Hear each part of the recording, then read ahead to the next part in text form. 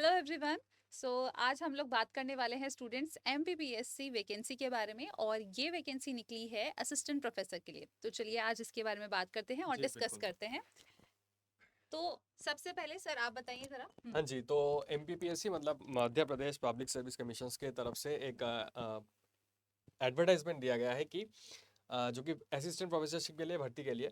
तो उसमें आपको क्या करना है कि एमपीपीएससी इसमें जाना है और फिर एडवर्टाइजमेंट इस पेज पे आपको जाना है। यहाँ पे आप जैसे ही जाते हो थोड़ा सा स्क्रॉल डाउन करना पड़ेगा, काफ़ी सारे एडवर्टाइजमेंट आपको दिखेगा।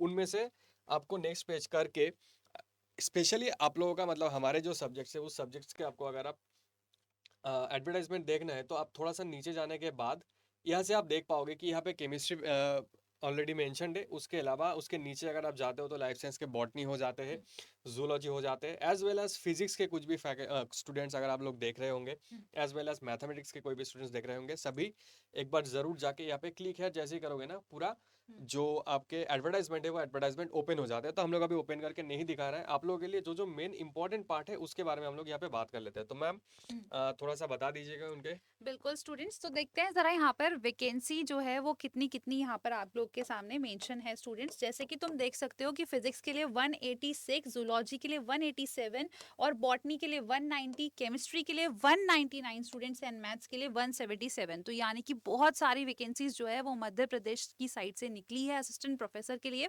और बहुत ही अच्छी अपॉर्चुनिटी है स्टूडेंट्स आप सभी बच्चों के लिए। सर ने जैसे कि अभी आपको बताया कि साइट विजिट करके आपको किस तरीके से नोटिफिकेशन तक पहुंचना है, ये स्टूडेंट्स आपके सामने वेबसाइट गिवन है। बिल्कुल बिल्कुल। तो अब जरा यहाँ पर स्टूडेंट्स हम लोग एक और इन्फॉर्मेशन के बारे में भी डील आउट कर लेते हैं। जी, तो बिल्कुल। यहाँ पे बेसिकली आपको एलिजिबिलिटी क्राइटेरिया एंड जो आपके एज क्या होनी चाहिए। तो ऑब्वियसली असिस्टेंट प्रोफेसर और जो भी पब्लिक सर्विस कमीशंस में एग्जाम्स होते थे आपको पता होगा कि ज़्यादा सेंट्रल गवर्नमेंट के बाकी जो सारे एग्जाम्स है उसमें एज लिमिट थोड़ा सा कम रहता है। लाइक यहाँ पे अगर आप देखोगे तो 21 से 40 ईयर्स तक, वो भी जनरल कैटेगरी स्टूडेंट्स के लिए।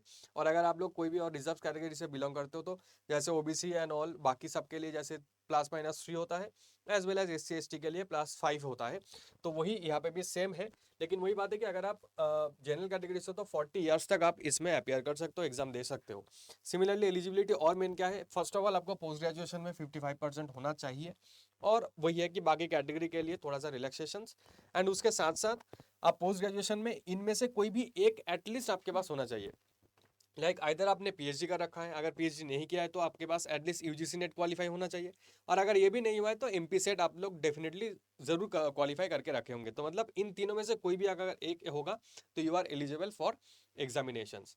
तो इसके बाद एप्लीकेशन फॉर्म फिलिंग डेट के बारे में मैम थोड़ा सा बता दीजिए। बिल्कुल, तो स्टूडेंट्स एप्लीकेशन फॉर्म जो है वो आपके रिलीज आउट हो जाएंगे, मतलब यानी कि आप फिल करना स्टार्ट कर सकते हैं स्टूडेंट्स 27 फेब से लेके 26 मार्च तक। और यहाँ सबसे इम्पॉर्टेंट पॉइंट है कि ये कब आपका रिलीज होने वाला है, 12 बजे। तो 12 बजे से लेके आपका 12 PM से लेके 12 PM तक का ड्यूरेशन रहेगा फॉर्म फिलिंग का।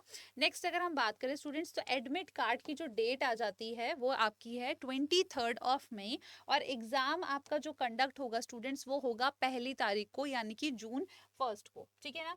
तो अब जरा यहाँ पर स्टूडेंट्स एक बहुत ही इंपॉर्टेंट चीज है जिसका तुम्हें जरूर से जरूर ध्यान रखना है। जी बिल्कुल। तो जैसे कि ये बात है कि करेक्शन विंडो एंड फीस के बारे में बात कर लेते हैं। तो करेक्शन विंडो मतलब अब देख पा रहे हो कि 27 फेब से आपका फॉर्म फिलिंग जो है वो स्टार्ट हो रहा है, वो 27 तक चलेगी।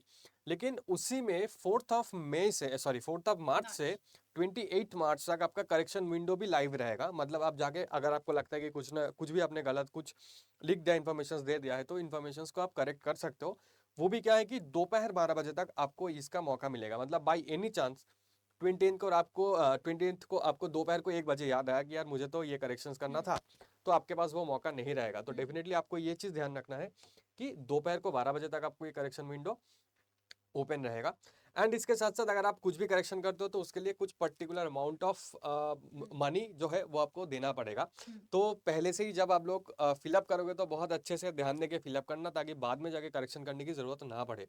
एंड उसके साथ साथ फीस जो रहेगा ये जनरल कैटेगरी स्टूडेंट्स के लिए होगा 500 रुपीज, एंड बाकी SC ST एंड ऑल बाकी सारे कैंडिडेट्स के लिए यहाँ पे 250 होने वाला है। और उसके साथ साथ कोई भी अगर आप स्टेट से बिलोंग करते हो तो definitely you can apply for this examinations. मतलब असिस्टेंट प्रोफेसरशिप के लिए आप एग्जाम के लिए अप्लाई कर सकते हो। मतलब सबसे ज़्यादा दिक्कत ये होती है बच्चों को कि क्या सर हम लोग दूसरे स्टेट से हैं, क्या हम लोग अप्लाई कर सकते हैं? तो जी हाँ, अप्लाई कर सकते हो, लेकिन वही बात है, अप्लाई करने के बाद आपको ये चीज़ ध्यान में रखना होगा कि आपका एग्जाम सेंटर जो होगा सिर्फ और सिर्फ मध्य प्रदेश में ही होने वाला है। तो मतलब एमपी में ही आपका एग्जामिनेशन सेंटर रहेगा, लेकिन आप कोई भी स्टेट से एग्जामिनेशंस के लिए फॉर्म फिल कर सकते हो। बिल्कुल। जी मैम। तो स्टूडेंट्स, अगर आपको लगा है कि ये इन्फॉर्मेशन आप लोग के लिए हेल्पफुल है, यूजफुल है, तो बिल्कुल आपको क्या करना है, CSIR नेट अड्डा चैनल को सब्सक्राइब करके रखना है और साथ में बेल नोटिफिकेशन आइकन को ऑन रख के रखना है, ताकि जो भी अपडेटेड इन्फॉर्मेशन है स्टूडेंट्स, वो आपसे मिस आउट ना हो। ठीक है, आई होप आप लोग को ये इन्फॉर्मेशन पसंद आया होगा। इसी तरीके के लिए स्टूडेंट्स क्या करना है, जरूर सेशन को लाइक करना है। थैंक यू सो और मच। सेशन को लाइक भी करना है, बिल्कुल। अपने दोस्तों के साथ शेयर भी करना है। हाँ। अगर आप वो लोग नहीं देखे होंगे तो उनको थोड़ा सा बता देना कि भाई देखो इतने इतने वैकेंसीज है, और सिर्फ साइंस की भी नहीं, हम्म। बाकी और भी सब्जेक्ट्स के वैकेंसीज है, तो आप वो डिटेल्स एडवर्टाइजमेंट आपको आपको मिल जाएगा। तो बिल्कुल। चलिए फिर मिलते हैं नेक्स्ट वीडियो में। Till then thank you and tata. Okay.